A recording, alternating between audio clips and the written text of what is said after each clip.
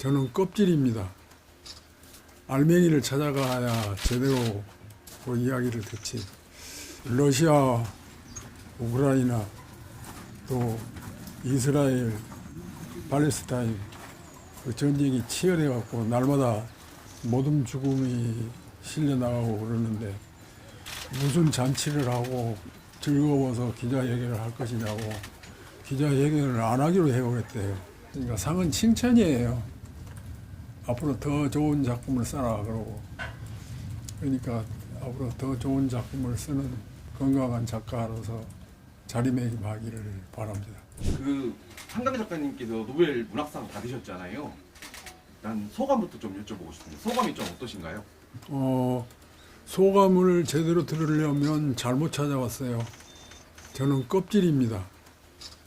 알맹이를 찾아가야 제대로 그 이야기를 듣지. 지금 70년생이니까 우리 나이로 55세예요. 그런데 생일이 11월 27일이기 때문에 남의 나이 먹었으니까 지금 아마 본 나이로는, 호적 나이로는 53세일 거예요. 그래서 대개 한림원 그 심사위원들이 그 늙은 작가나 늙은 시인들을 선택하더라고요. 그래서 우리 딸은 몇 년 뒤에야 타게 될지 모른다, 그렇게 생각했는데 어제 결정은 너무 갑작스러웠어요. 당혹감이라고 할 수 있는데, 저는 그 깜빡 잊고 잠자려고 자리에 들었는데 어디서 전화벨이 울려서 열어보니까 동아일보 여기자가 전화를 해왔어요. 그래서 웬일이냐고 그랬더니 따님 수상 소식을 들었냐고 그러더라고요. 그래서 무슨 소리냐고, 당신 혹시 가짜 뉴스 듣고 속아서 전화하는 거 아니요? 내가 그랬더니 아니라고, 그 8시 5분에 그 본격적인 그 보도가 떴다고. 그러니까 그때는 8시 한 10분경이었어요. 그러면서 딸 전화번호를 가르쳐 달라고. 그 딸 전화번호를 그 기자들이 대부분 모르는 것은 한 두세 달 전에 딸아이의 그 핸드폰이 해킹을 당해가지고 전화번호를 아예 바꿨습니다. 그러니까 출판사 사람들이나 아주 긴밀하게 사귀는 사람들 아니면 전화번호를 모르죠. 그러니까 만만한 애비한테 전화번호를, 그렇다고 해서 내가 전화번호를 가르쳐 줄 수도 없어요. 왜냐하면 어떤 상황인지 모르기 때문에. 그래서 내가 그런 형편이라고 그러니까 그 사람들은 또 주소도 전에 알고 있던 주소하고 전혀 다르니까 그 아이가 종로 효자동에다가 집을 지어서 살았는데 그 집이 참 콧구멍만 해요. 그래서 간신히 혼자서 글쓰기도 비좁은 그런 집이어서 이게 자문로에다가, 같은 종로 자문로에다가 헌집을 하나 사서 이번에 새로 대폭 개조를 했어요. 새 건물처럼 그렇게 지어서 이사한 지가 한 20일 그렇기 때문에 새 주소도 몰라요. 그러니까 기자들이 당황할 수밖에 없죠. 그래가지고 나한테 연결을 해온 모양인데, 그래서 내가 전화번호를 말해줄 수 없다고 그랬더니, 그러고 전화를 끊었는데 어떻게 전화가 밀려온지 전화를 다 받을 수가 없더라고요. 그래서 다행히 그 초참에 군수님도 전화를 해와서 전화를 받았고, 그 이후로는 아이고 안 되겠다 그러고 전화를 아예 안 받아버렸어요. 그리고 그 전원을 꺼버렸어요. 그랬더니 그 전화들이 전부 다 그 문자 메시지로 몰려오고, 그래가지고 그것이 한 150개 정도 몰아놨어요. 그래서 이제 우리 만화님 전화로 딸하고 통화를 했는데, 어떻게 이런 일도 있냐 그랬더니 이게 사실이냐 그랬더니 사실이라고. 그래갖고 당혹감에 사로잡혔어요. 그러니까 즐겁다고 말할 수도 없고 기쁘다고 말할 수도 없고 그랬는데, 그 왜 그랬냐 하면 그 이유가 아까 내가 그랬죠. 팬데믹이 그 코로나19로 인해서 팬데믹 세상이 되었을 때 노벨 문학상이 한 해 중단이 됐었어요. 그래가지고 다음 해에 두 사람을 노벨 문학상을 줬습니다. 근데 그 가운데 한 사람이 57살이었어요. 그러니까 그 사람도 굉장히 젊은 편이었는데, 우리 딸은 더 젊었으니까 몇 년 뒤에야 타는데 이번에 탔다고 그러니까 그래서 그랬던 겁니다. 그런데 왜 우리 딸한테 그 사람들이 딸을 선택을 했을까 하는 이유를 제가 짐작하는 대로 말씀을 드리겠어요. 그리고 소감은 조금 전에 이 얘기한 것으로 했으면 좋겠습니다. 그리고 우리 만화님의 그 전화로 딸하고 소통을 해서 그래서 제가 그랬어요. 기자들을 일일이 소통을 하면 그 기자들을 만족할 만큼 해줄 수 있도록 하면 견디질 못할 거다. 그러니까 하루 지금 전화를 하지 않을 테니까 그래도 어디로든지 어느 부서 어느 코스로든지 전화번호를 알아가지고 전화 온 것을 해결하느라고 굉장히 고심을 하더라고요. 그런데 이제 우리 만화님 전화로 소통을 했는데 제가 그랬어요. 오늘 네가 이물은 출판사, 그러니까 창비라든지 문학동네, 문지 그 세 가운데서 어느 하나를 선택해가지고 그 출판사가 기자회견장을 마련해가지고 기자회견을 해라. 제가 그랬거든요. 그랬더니 이제 그렇게 해보겠다고 그러더니 이제 다음날 아침에 이야기를 해보니까 생각이 바뀌었어요. 그새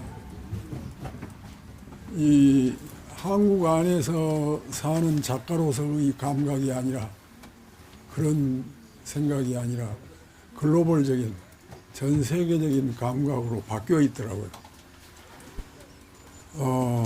러시아, 우크라이나, 또 이스라엘, 팔레스타인 그 전쟁이 치열해 갖고 날마다 그 모든 죽음이 실려 나가고 그러는데 무슨 잔치를 하고 그 즐거워서 기자회견을 할 것이냐고 기자회견을 안 하기로 해요 그랬대요. 그러니까 나만 이 한국에서 사는 수상자의 아버지로서의 감각이 내가 뿌리치지를 못하고 이 기자회견장을 마련하게 한 겁니다. 그러니까 그 양해하시고 취재를 하시기 바랍니다. 작가들한테는 노벨 문학상이 어떤 의미가 있는 거예요? 아마 최고 권위 있는 상이라고 생각이 되거든요. 근데 아버님도 일단 문인이신 거잖아요. 근데 따님이 그런 상을 받았잖아요. 어떤 의미가 있을까요? 첫째는 돈을 많이 주니까 그리고 또 하나는 최근에 발표하는 그런 작품에만 시각을 주는 게 아니라 그 인생의 총체적인, 그러니까 인생에서 발표한 작품들을 총체적으로 관조하는, 그래갖고 결론을 내는, 그래서 늙은 사람들한테 많이 수상이 되고 그랬어요. 그래서 우리 딸은 차례가 아직 오지 않는다 그랬는데, 다만 희망이 뭐냐면 팬데믹 사건 이후로 두 사람이 거듭받았을 때 한 사람이 57살이었어요. 그러니까 그러면 앞으로 4년 후면 우리 딸도 해당이 되겠구나, 그런 생각을 가졌었죠. 그런데 나는 한림원 심사위원들이 사고를 잘 쳐요.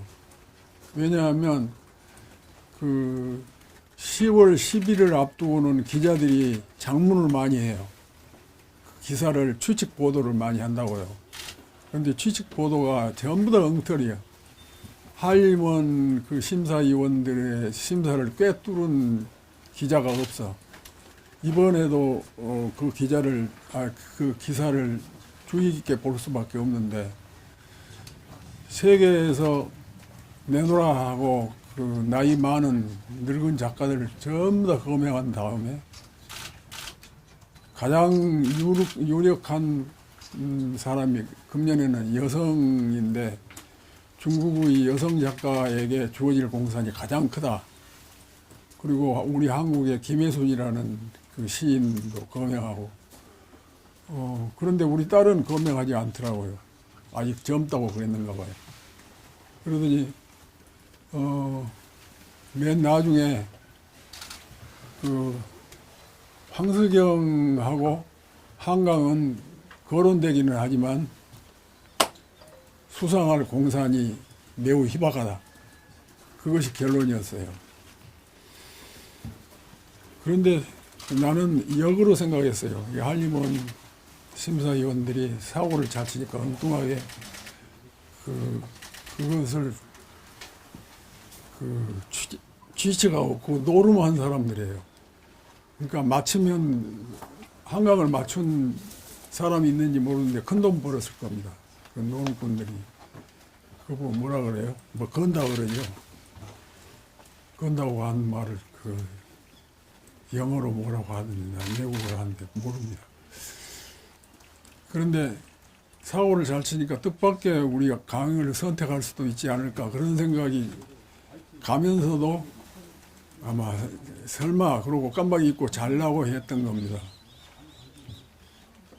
그런데 그 사람들이 우리 강을 선택을 했는데 왜 강이 선택받았을까, 그 얘기를 하겠습니다.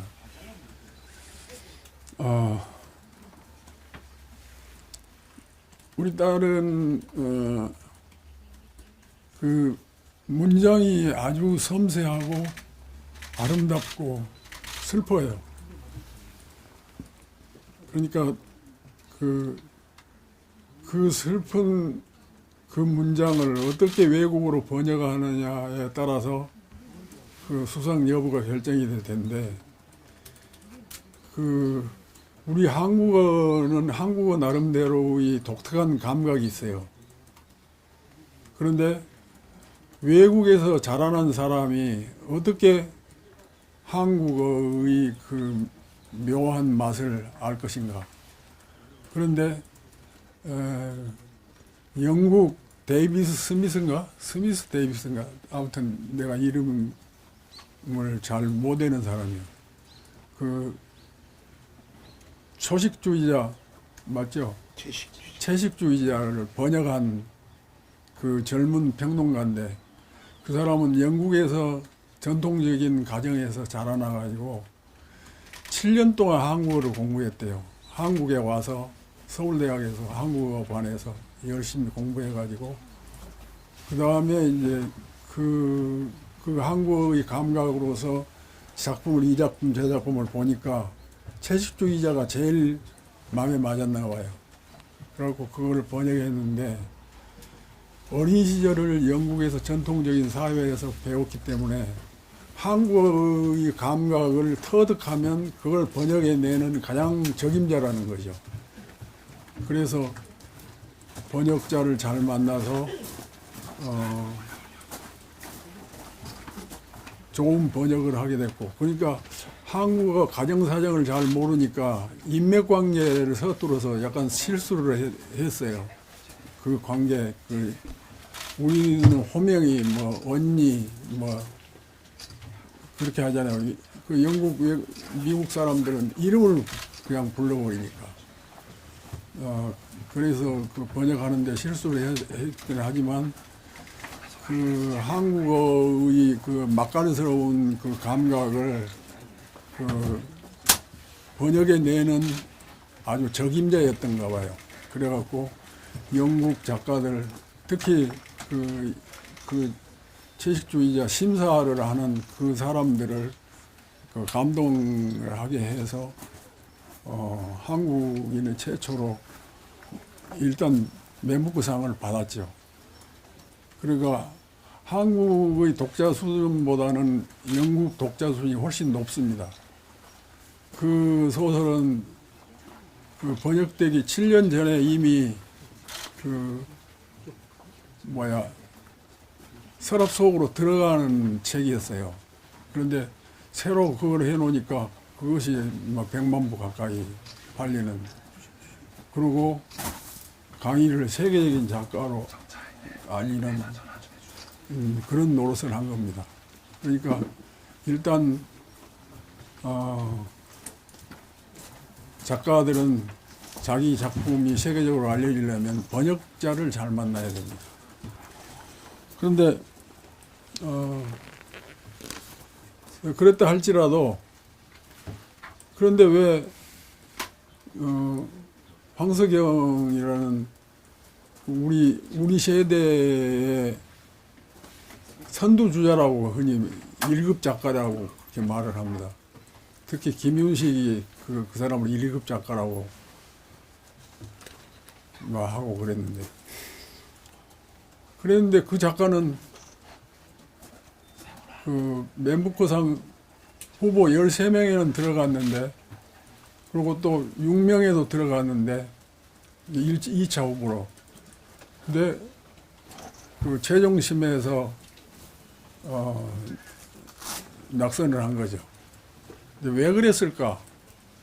그 이유를 제가 지금부터 이야기하겠습니다. 제가 같은 세대 작가로서 후세대인 내 딸의 그 작품을 견주어 보건대, 비교 읽어 보건대 그런 생각이 들었다는 이야기입니다.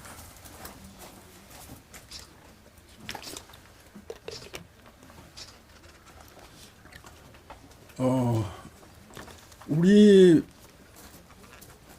소설 문학계에는 유럽의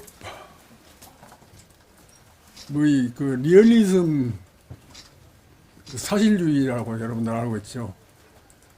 그 소설이 들어와 가지고 일제 때부터 들어와서 일본말로 번역된 거, 그리고 또 그 다음에 한국어로 번역된 거, 그 정음사나 의류사판 그것들을 읽고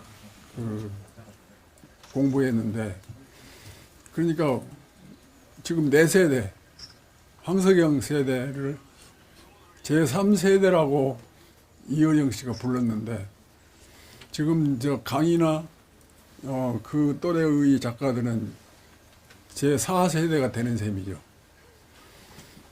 그런데 제3세대가 소설이 굉장히 잘 팔리고 그 세대가 그 3세대 문학 전집 보면 알겠지만 그 삼성출판사에서 나온 그 책에 나도 들어갔는데 그 책이 300만 부 가까이, 300만 질 가까이 나갔어요. 24권짜리가. 그러니까 얼마나 많이 팔렸는가 봐보세요. 그 정도로 그런데 리얼리즘이 대세인데 그 사실주의는 그 소설들의 특징은 그 민주화 운동이 한참 일어날 때였죠. 그때 저항적인 요소가 담겨 있어요, 그 소설에. 그리고 리얼리즘은 사실주의, 그리고 다큐멘터리식의 그 정확한 그런 것들이 장점이 돼가지고 특히 노동운동이라든지 이런 쪽의 소설들이 판을 쳤던 세대입니다. 그런데 그때 그 중간에 그 우리 문학 세력은 언어권으로 되어 있어요. 영미 문화권, 이제 프랑스권도 있지만 저기 남미 쪽의 스페인어권 문화권이 있어요. 그런데 영미 문화권하고 남미 문화권하고 크게 나눌 수 있습니다.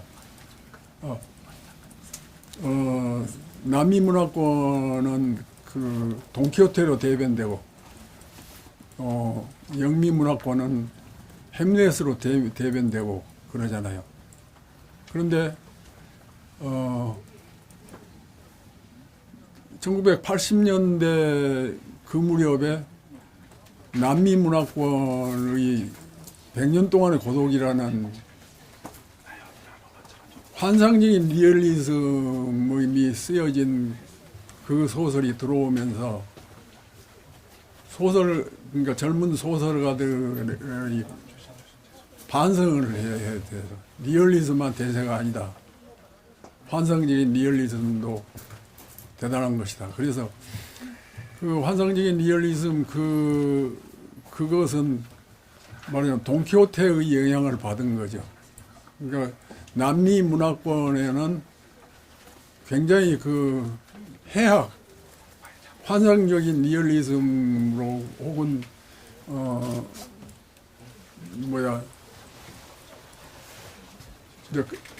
그 신화적이고 환상적인 그런 것들 밑에가 깔려 있습니다. 그래서 지금 3세대하고 그 강의가 소속되어 있을 듯 싶은 4세대의 문학인들의 문학 자세가 말하자면 그 환상적인 리얼리즘의 영향을 받았느냐, 그런 것을 가지고 있느냐, 신화적인 맛을 가지고 있느냐 하는 건데,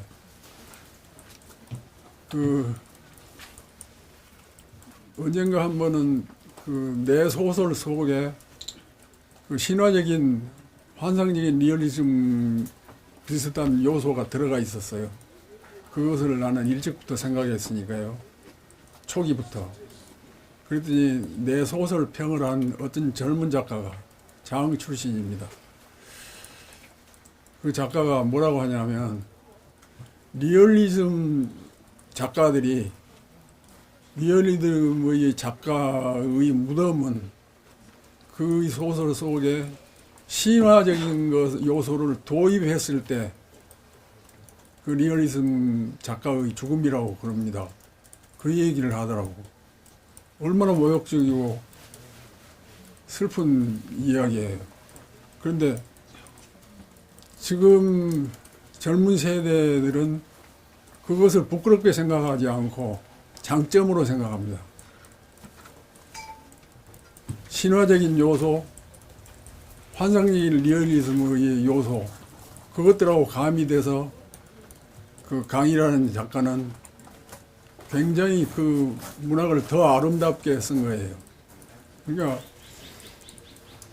그 강희 소설 신춘문예에 등단한 붉은 덫이라고 하는 그 소설을 보면 그 제목부터가, 그리고 첫 문장부터가 굉장히 환상적인 그런 아름다움의 세계를 그리고 있어요.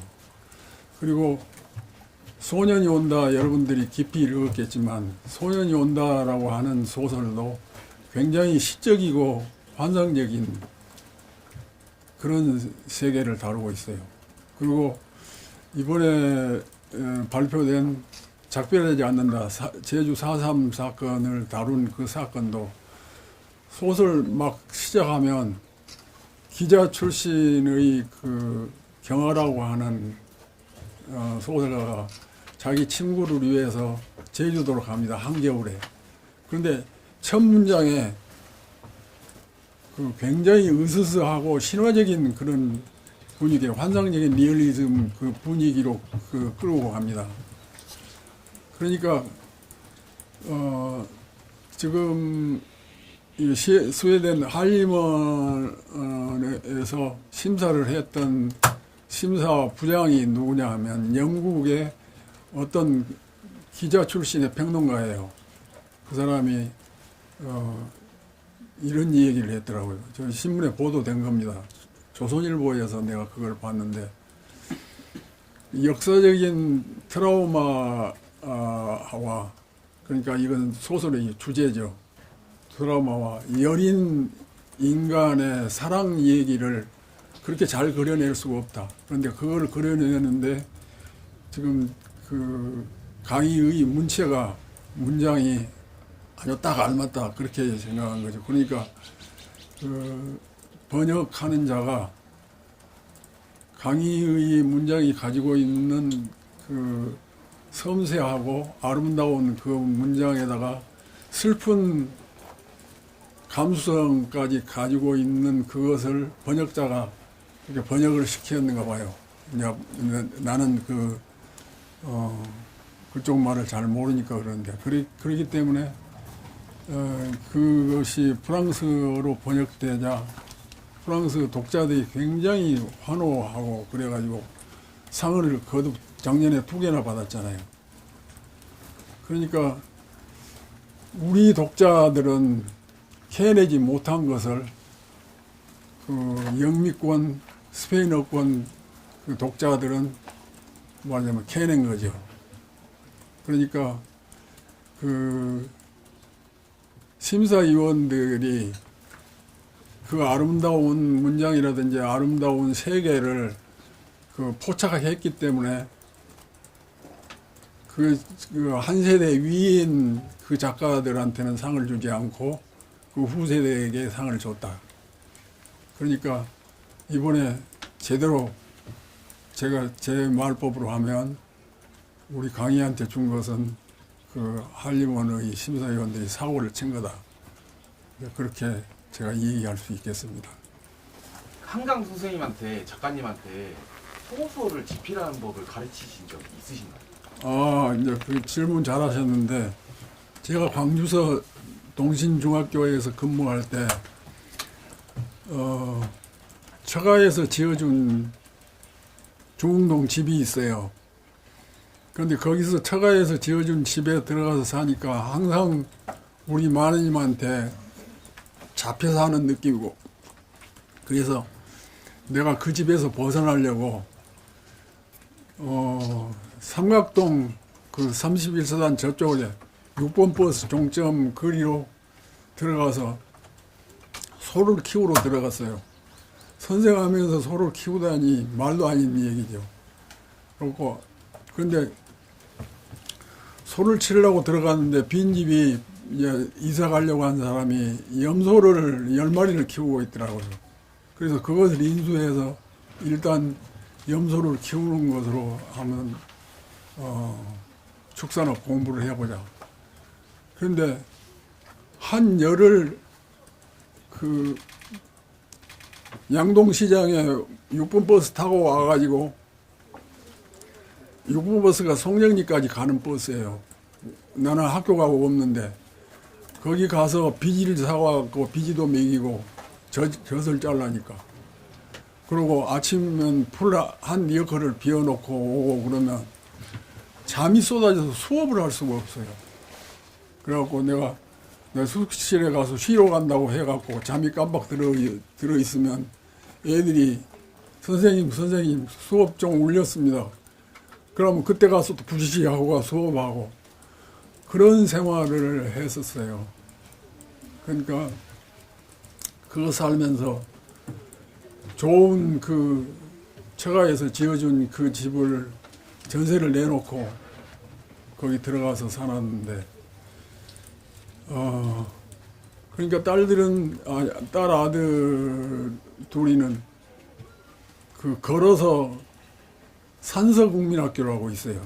그 효동국민학교에서 그리 전학을 시켜갔는데 거기를 다녔는데 이제 딸은 4학년이었죠. 그런데 그 틈에도 그렇게 힘들어도 소설은 써야 되니까. 그런데 왜 내가 그 자신감을 가지고 그리로 이동했냐면 광주서 사는 작가 소설을 쓰면 발표해줘요. 쓰면 발표해주고. 그러니까 원고료가 봉급 가까이 올라갔어요. 그러니까 그러면 원고료만 받아보고도 살겠다. 그런 자신감으로 거기 갔는데 저는 일요일, 토요일이 없이 그렇게 일을 했는데 그때 아들 둘을 딸 하나 낳아서 그렇게 키웠는데 딸한테 방 하나를 따로 줬죠. 그런데 이제 한참 소설을 쓰다가 밖에 나와보면 애들이 책 읽기도 하고 그러고 있는데 딸을 찾으면 딸이 안 보여요. 그래서 어디 갔나 이 방 저 방 막 뜯고 다니고 강아 부르고 다니고 그러는데 지 방 어두컴컴한 구석지에서 네 그러고 일어나요. 너 거기서 뭐 하고 있었냐 그러니까 저 공상하고 있어요. 공상하면 안 돼요. 이 일화는 내가 늘 그 아이 얘기를 하면 사용하고 나는데 그 아이는 한 번도 글을 써서 어디에 발표하거나 그러지를 않고 그러고 살아왔는데 고등학교 시절에 어디 그 한글날 그 글짓기 하러 나가가지고 장려상인가 가장인가를 받아갖고 왔는데 그때 그 텔레비전을 지금 저 세종대왕 말식으로 지으면 말틀 이렇게 텔레비전을 그렇게 부르겠다. 그렇게 아마 그것 때문에 그 상을 줬던가 봐요. 그 외에는 그 글짓기 하러 나가서 수상하거나 그러지는 않았고. 그러니까 대학 들어갔는데 이 아이가 영어를 아주 잘합니다. 중학교 막 들어갔을 때 내가 뭐라고 했냐면 영어 책을 달달 외워보래라. 지금 오빠하고 둘이 하는데 1년 차인데 지금 오빠는 못 외우는데 이 아이는 줄줄 외워요. 그러더니 고등학교 때는 영어를 잘해가지고 그런데 그 대학 들어갈 때 영어를 그렇게 잘한다고 영어는 언제든지 만점 받고 그랬다고 그러더라. 이제 또 한 가지는 아내의 일이에요. 우리 아내가 나보다 훨씬 머리가 영리합니다. 그리고 대개 소설가들이 시인들도 그렇고 머리가 다 영리해요. 그리고 자식들이 그 어머니 아버지를 닮아서 머리가 영리해요. 공부를 잘해. 그런데 그 고등학교 가면 문과 이과 나누잖아요. 그런데 얘들이 전부 다 문과로 간 거예요. 그러니까 대개의 내 소설가 친구들은 그 아내가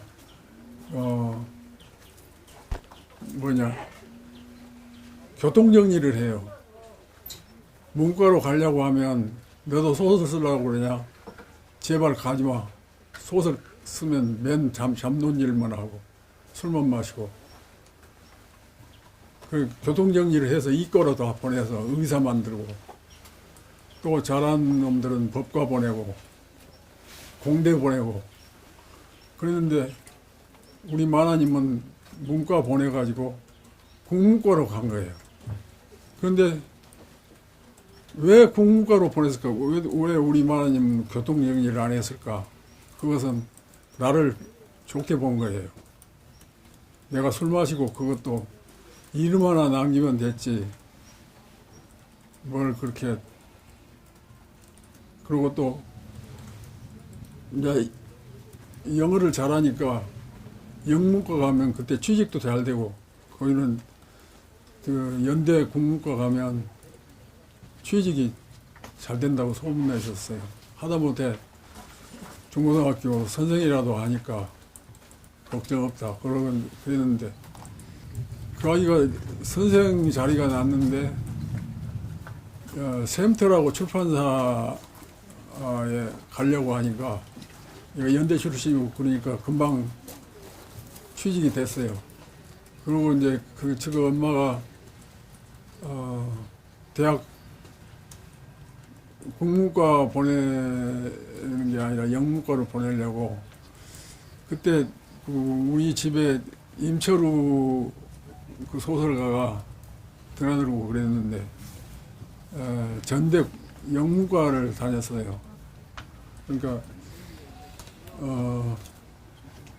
그 사람은 영문과 다녀도 소설만 잘 쓰더라. 그러니까 너도 영문과 가거라. 그러니까 저는 소설 쓰기 위해서 국문과 간다고 기어이 국문과로 갔어요.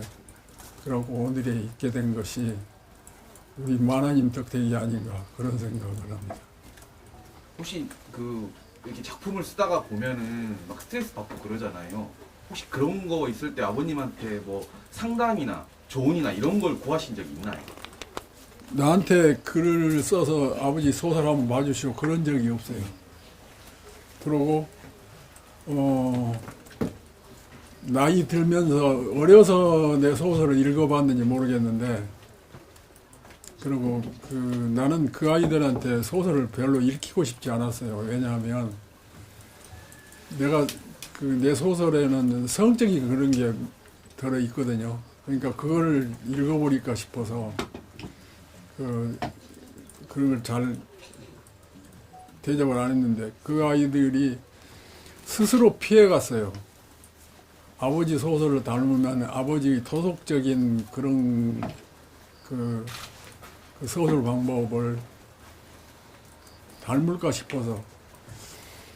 세상은 소설가나 시인들은 누구를 선배를 닮는다는 것이 죽음이에요. 김동리는 한 사람만 있어야지, 김동리는 두 사람이 있으면 한 사람은 죽어요.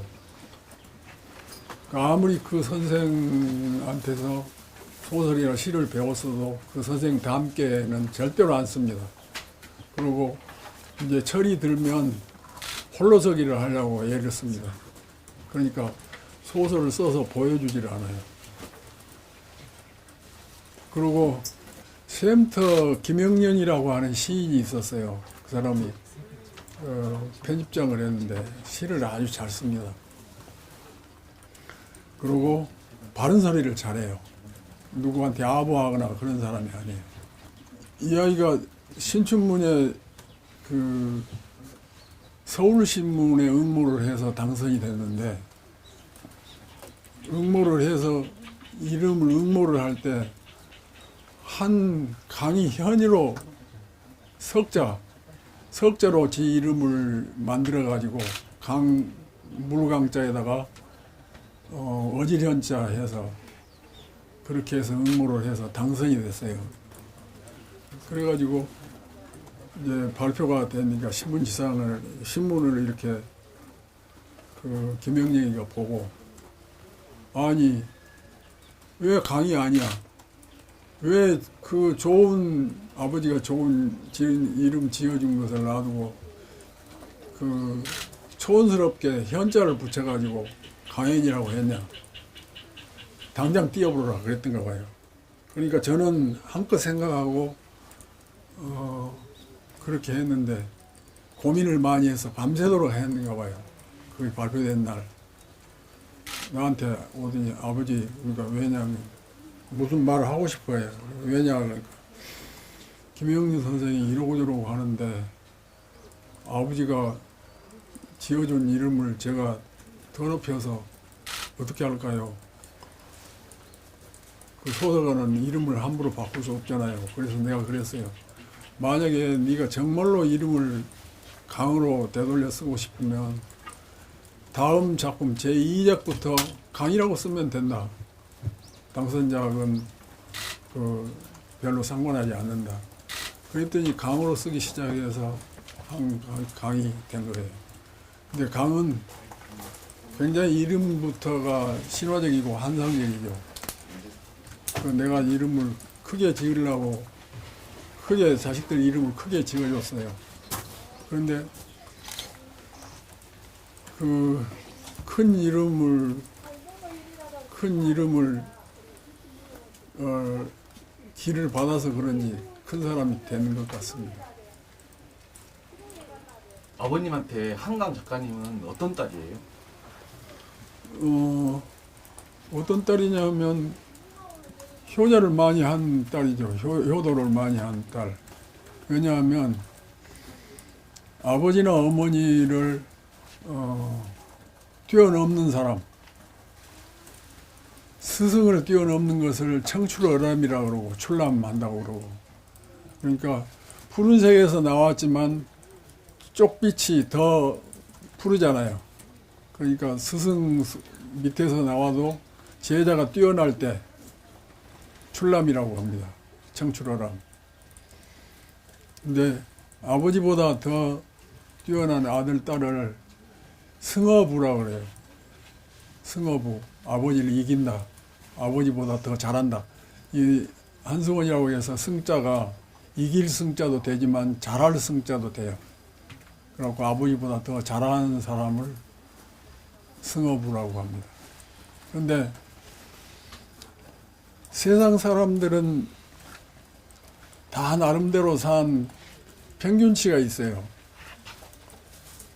평균치를 뛰어넘는 사람도 있고 뛰어넘지 못한 평균치에 못 미치는 사람도 있고 아버지나 어머니들이 다 그럽니다. 부모들이.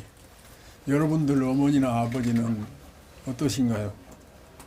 그런데 세상의 이름을 좀 나타냈다고 하는 사람들은 평균치를 넘은 사람들이에요.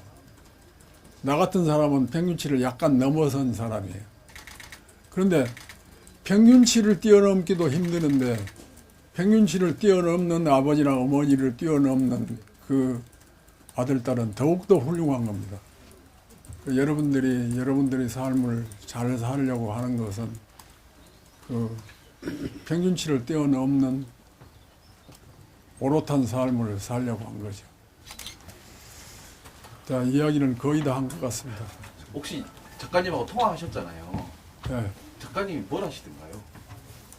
아니 이게 이제 오늘 그 자고 나니까 생각이 완전히 글로벌한 지성인으로 바뀌어 있더라니까. 지금 오늘 내가 권했어요. 많은 기자들이 나하고 소통하기를 원하고 있으니까 각자 개인적으로 하지 말고 아까 내가 말했죠. 어느 출판사 마음에 든 출판사 보고 기자회견장을 마련해 달라 그래서 한꺼번에 처리하도록 하고 보통 그렇게 하지 마라 그랬더니 그것도 안 하기로 해버렸대요. 그러니까 세상은 전쟁으로 사람들이 많이 죽어간대. 내가 여기 이 자리에서 이 개관했던 때와 마찬가지로 이 잔치를 벌여서 동네 사람들한테 우리 그 나를 아껴주는 운치군 면직대원들한테 한턱 내려고 그랬는데 그것도 하지 말라 그래요. 그러니까 제발 그 비극적인 그런 일들을 좀 보고 즐기지 말라고. 그러니까 스웨덴 할리먼에서 그 상을 준 것은 즐기라는 게 아니라 더 냉철해지라고 한 거니까 그렇게 하라고 그러는데 그래서 내가 고민이 심해졌습니다. 그리고 군수님하고도 상의를 좀 하려고. 혹시 이제 그 한강 작가님한테 마지막으로 아버지로서 아니면 문인의 대선배로서 해주고 싶은 말 한 말씀 해주세요.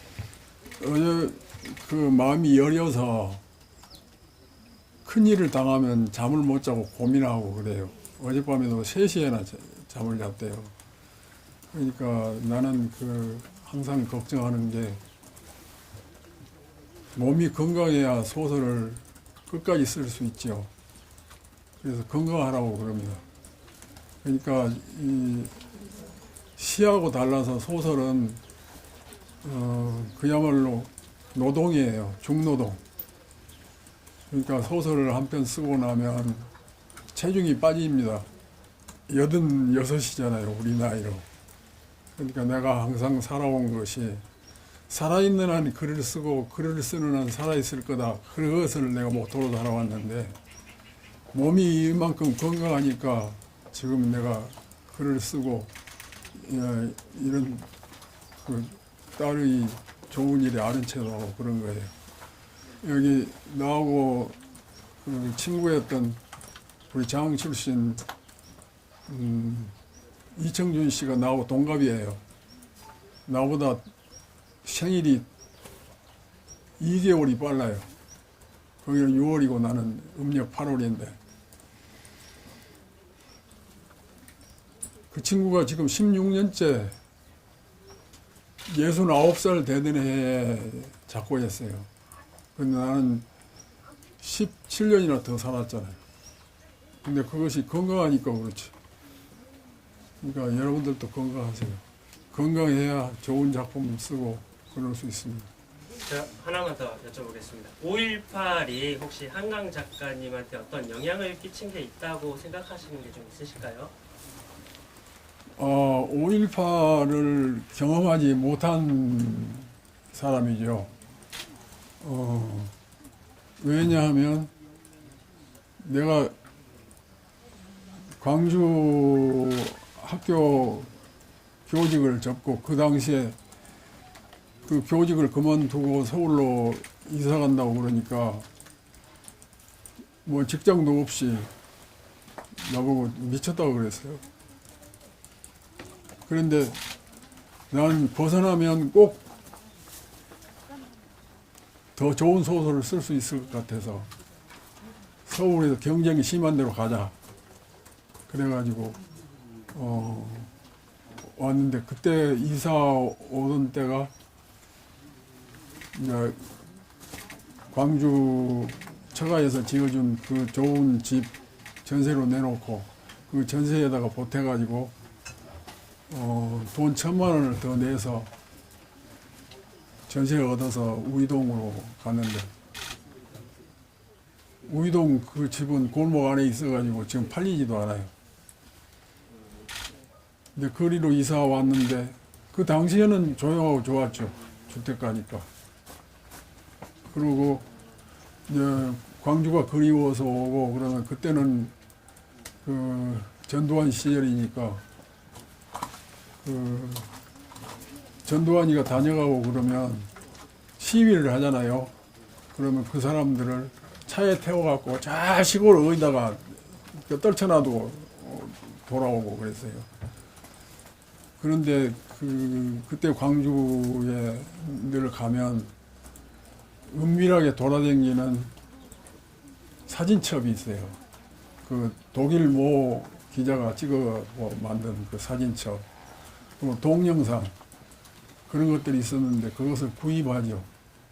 그래갖고 은밀하게 숨겨서 가지고 와서 내 책상 위에다 놓고 그랬는데 그것을 어느 날 그 부잡스런 우리 딸이 훔쳐봤나 봐요. 그러니까 그 딸의 정서로서는 상상할 수도 없는 그런 비극적인 사진들을 보고 충격을 받았대요. 그 아이가 한 말은. 그러니까 그것이 하나의 동기가 돼가지고 소년이 온다를 쓰지 않았나. 그리고 그 아이의 소설은 그 외에 5.18 소설들이 굉장히 많아요. 그런데 그 소설과 강희가 쓴 소설이 다른 점은 아까 이야기했습니다. 환상적이고 신화적인 그리고 시적인 그런 것들이 깔려 있으니까. 그래서 오늘 결과를 가져온 한 요소도 되리라고 봅니다. 더 질문 있으십니까? 혹시 그래도 문학인이시니까 작가 한강을 한 문장을 표현하면 좀 어떻게 표현하실 수 있을까요? 한강이라는 작가를 한 한 문장으로 문장으로 표현하면 표현하시면 어떻게 그렇게 어려운 시험 문제를 내서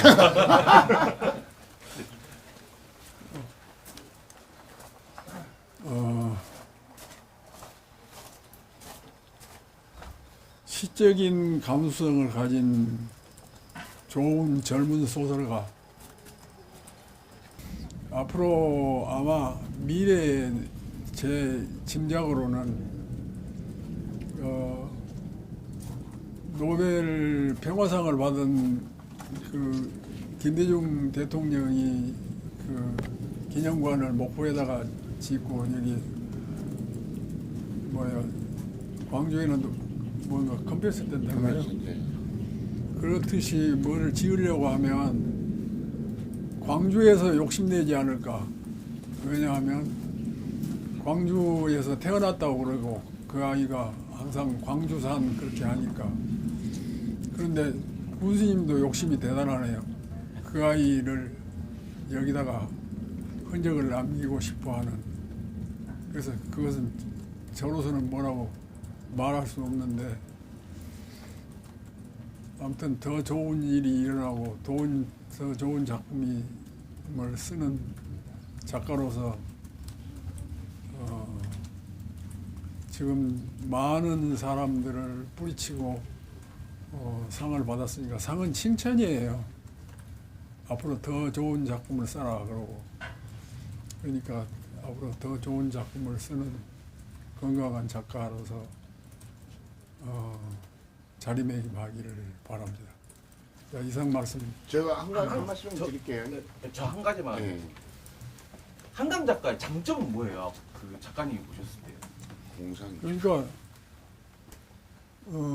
끈질김이에요. 내가 그 아이가 기억하고 있는 것은 내가 허리 디스크가 있어서 47살 때 많이 아팠어요. 그래갖고 그때부터 앓기 시작해가지고 지금도 허리가 좋지 않아요. 근데 수술을 안 했습니다. 카이로프락텍이라고 여기 장 토막 의료에서 거기 가면 그 사람들을 만날 수 있어요. 네, 통합프락텍 그 치료를 받고 내가 좋아졌어요. 점차 좋아지고. 그러니까 누워서 글을 썼는데 그때 일본에서 전작 우리들의 돌탑이라는 그것을 계약해갖고 썼는데 앉아서 타이프라이팅을 할 수가 없어요. 그러니까 서서 타이프라이팅을 했는데 쓰기는 어떻게 쓰냐 하면은 지금 A4 용지 있죠.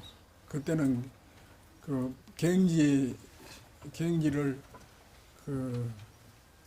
애들이 쓰는 그 그림 이젤을 책상 그 의자 뒤에다가 이렇게 달아매 놓고 거기다가 줄을 달아서 집게로 해놓고 거기다가 갱지를 해놓고 그 연필로 써요. 연필로 써가지고 그거 다 쓰면 그걸 고쳐가지고 그걸 타이프라이터로 이렇게 하고 타이프라이터를 내가 70년대 초부터 썼습니다. 그 학교 중학교 선생 하던 그때부터. 그러니까 밤이면은 잠자다 들어보면 타이프라이터 한번 치고 나서 일이 한번 쨍 하고 그러잖아요. 그 소리를 듣고 잘한 거죠. 그러니까 소설은 중노동이에요. 끈질기게 하지 않으면 성공할 수 없습니다. 그것을 배운 것 같아요. 네, 장군수로서 희망이 하나 있습니다. 방금 얘기한 대로. 네, 가장 어릴 때의 감수성이 가장 풍부할 때라고 생각을 하는데 그 감수성이 그 아이의 사람들의 어떤 성격이라든가 이런 것들을 형성한다고 생각을 하거든요. 방금 한승원 작가님께서 말씀하신 한강 작가가 항상 방학이 되거나 또 기회가 되면 고향에 내려와서 이제 아버님의 고향이죠. 아버님의 고향에 내려와서 말 그대로 저기 논에 가서 일도 하고 또 김도 하는 심부름을 하면서 시골에 대한 어떤 그런 정겨운 그런 이 정서와 또 사람들에 대한 어떤 사랑을 저는 느꼈다고 생각을 합니다. 그런 것들이 저는 기반이 됐다고 해서 이 한강 작가가 이제 우리 아버님은 이제 여기 고향이 장이시잖아요. 그리고 방금 일시적으로 광주, 서울을 다녀오셨지만 장으로 내려온 지 벌써 27년째 됐습니다. 그러니까 모든 모터는 사실은 이제 여기 장이거든요. 그래서 저는 이제 뭐 세계에서 하나밖에 없는 그 부녀 작가의 기념관, 한승원과 한강 작가의 기념관을 장에 이렇게 좀 건립해서 정말 말 그대로 세계에서도 또 아니면 대한민국에서 하나밖에 없는 그런 그 기념관을 건립해서 장이 말 그대로 물림의양의 고장을 더욱더 드높이는 그런 어떤 계기가 좀 삼고 싶다 이런 생각을 하고요. 장이 항상 이 길게 항자에다 흥할 흥자인데 왜 장이 길게 흥하는지 계속 고민이었어요. 그 어떤 거를 통해서 흥할까? 굉장히 그게 저한테도 미스터리였고 항상 퀘션 마크였어요. 언제 어느 기회에 이게 될까? 근데 어제 제가 그 소식을 듣고 아 이제 우리 장이 이 한강 작가와 한승원 선생님을 통해서 장이 길게 흥하는 장을 마침표를 찍을 수 있겠구나. 자신 있게 말할 수 있겠구나. 이런 생각을 했습니다. 그래서 스님한테 전화를 드리면서 축하한다고 그랬는데 정말 지금 제가 덩실덩실 춤을 추고 있습니다. 왜? 방금 얘기한 대로 길게 흥하는 장에 어떤 그림이 그려진 것 같아서. 그래서 스님도 당장 그 혼수가 같이 있으면 나도 자네하고 춤을 추고 싶네. 이렇게 기뻐하시더라고요. 그래서 그런 것들이 그런 어떤 그 한강 작가의 노벨 문학상을 통해서 우리 장이 새롭게 어떤 또 좀 더 품격 있는 또 사람들이 우러러보는 그런 고향으로 좀 변모하는 그림을 군수로서 가지고 있습니다. 질문 하나만 더 드릴게요. 전? 아니. 아니 선생님한테?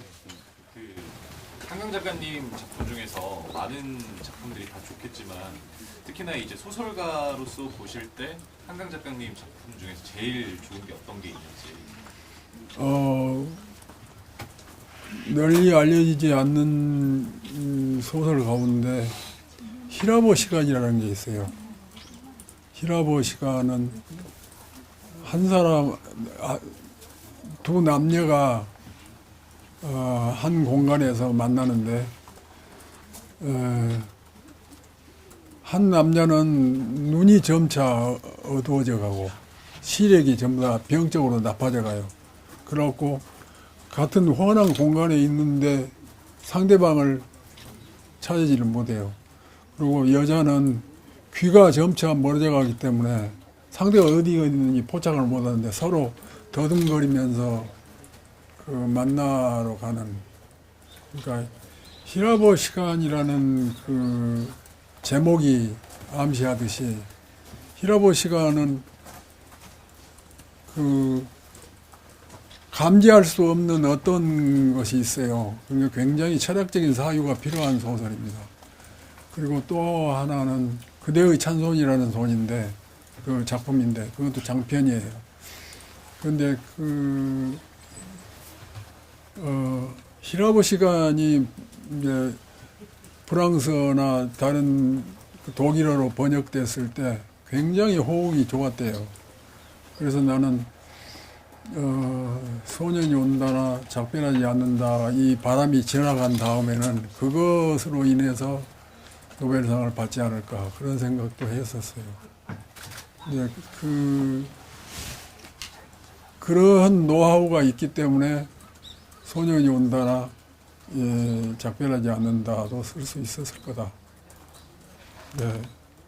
그런 면에서 건강하고 이제 이 북색통 같은 시간이 지나가면 새 정신을 차려서 새 작품을 쓰게 되지 않을까. 나 이제 되셨죠? 제가 한번 더 하겠습니다. 안녕하세요. 저 호남방송 장영 기자인데요. 아까 말씀하셨던 그 소년이 온다 작품에서 조금 더 추가적으로 궁금한 게 있어서 짧게 질문 한번 드리도록 하겠습니다. 그 당시 한강 작가 이제 5.18을 겪지 않은 세대인데 사실 그 문장 자체도 좀 슬프고 하나의 좀 시처럼 좀 표현이 되어 있더라고요. 그 관련해서 아무래도 딸과 이제 아버님과 좀 교감이 좀 있었을 것 같은데 그 작품이 탄생하기까지에 좀 어떠한 배경이 있었는지 좀 설명을 해주시면 감사하겠습니다. 쓴다고 말만 해줬지 나한테 조언을 구한다거나 그러지 않고 나는 자료가 필요하다 그래서 그냥 5.18 기념사업의 회장을 소개해줬다든지 그러면 자료를 무지하게 꼼꼼하게 읽었대요. 자료가 이만큼만 두꺼운 건데 그것 읽고 또 그 외에 그 5.18 경험했던 그 5.18 기록관이 있어요. 거기서 오래 살면서 그리고 또 그 5.18을 연극으로 표현하고자 하는 그런 사람도 찾아가고 이야기가 그냥 그 강의에게 있어서 5.18은 역사잖아요. 근데 역사를 속속들이 읽어요. 이번에 그 사슴 사건의 자료도 그 사슴 사건 읽는 것만이 아니라 제주 가서 오래 살았어요. 방 하나 얻어가지고. 그러니까 이야기를 혹평을 하면 소설밖에 몰라요. 요리도 잘 못하고 남의 아내 노릇도 잘 못하고 그래서 혼자 삽니다. 그리고 자료에서 갈대밭에 찍은 그 사진은 아주 옛날에 찍은 건데 그 자료를 구한 사람이 잘못했더라고. 이것은 널리 알려진 일입니다. 이미 모르는 사람만 모르죠.